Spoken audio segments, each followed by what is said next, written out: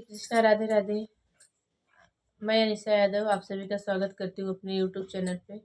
आज हम लोग एक छोटा सा सुहाग गीत लेकर के आए हैं और सुनिएगा, बताइएगा कमेंट में कैसा लगा, और अच्छा लगेगा तो लाइक शेयर और सब्सक्राइब जरूर करिएगा। सोहाग लुटे चलल जाई दूनो जने हो, सोहाग लुटे चलल जाई दूनो जने हो।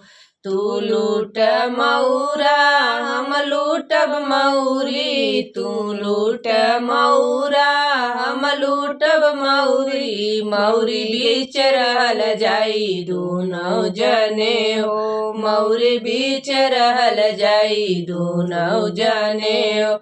सोहाग लुटे चलल जाई दूनो जने हो, सोहाग लुटे चलल जाई दूनो जने हो।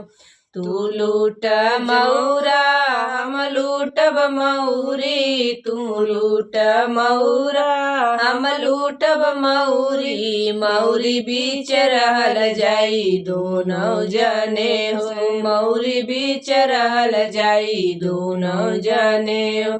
सोहाग लुटे चलल जाई दोनों जने हो, सोहाग लुटे चलल जाई दोनों जने।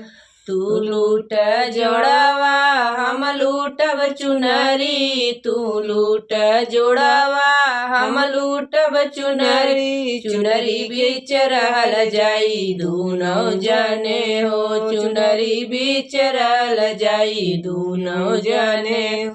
तू लूट जोड़ावा हम लूटब चुनरी, तू लूट जोड़ावा हम लूटब चुनरी। चुनरी बीच रहल जाई दोनों जने हो, चुनरी बीच रहल जाई दोनों जने हो। सोहाग लुटे चलल जाई दोनों जने हो, सोहाग लुटे चलल जाई दोनों जने हो।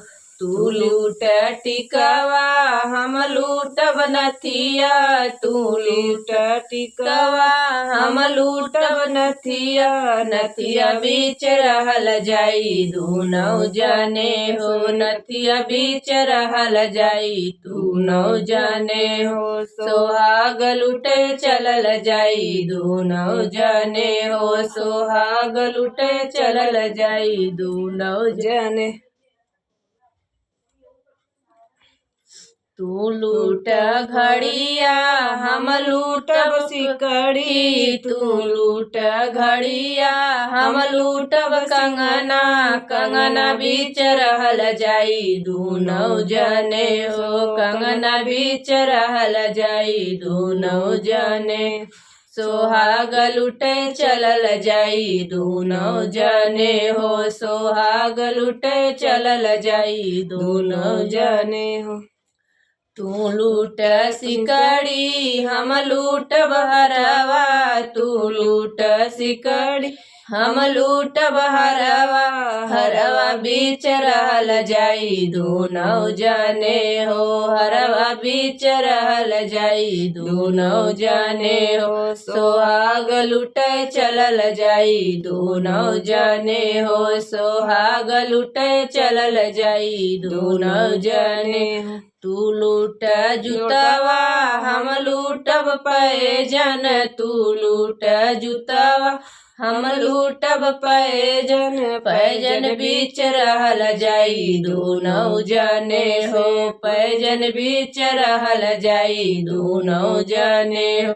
सोहाग लुटे चलल जाई दोनों जने हो, सोहाग लुटे चलल जाई दोनों जने हो।